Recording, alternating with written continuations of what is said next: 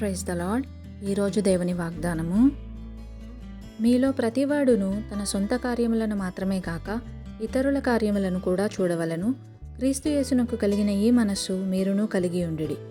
ఫిలిప్పీయులకు రాసిన పత్రిక 2వ అధ్యాయము 4-5 వచనములు. ప్రియమైన సహోదరి సహోదరులారా, మనము స్వార్థపరులముగా కాక ఒకరినొకరు ప్రేమించుచు ఒకరికొకరు సహాయకులుగా ఉండవలనని దేవుడు ఆశిస్తున్నారు.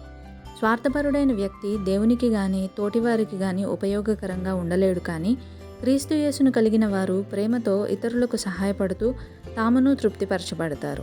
పుచ్చుకొనుట కంటే ఇచ్చుట ధన్యమని, ఇయ్యుడి మీకు ఇయ్యబడునని దేవుని వాక్యం సెలవిస్తుంది. కావున ప్రియులారా, దేవుని చిత్తమును నెరవేర్చు పనిలో ముందుకు సాగనీయక ఒకవేళ మనలను స్వార్థమనే పాపము ఆటంకపరచుచున్నట్లయితే దానిని ఇప్పుడే ప్రభువు పాదాల చెంత విడిచిపెట్టి ప్రభువు పనిలో ముందుకు సాగదము. దేవుని యొక్క గొప్ప దీవెనలను పొందుకుందాం. అట్టి కృప దేవుడు మనందరికీ దయచేయునుగాక. ఆమేన్.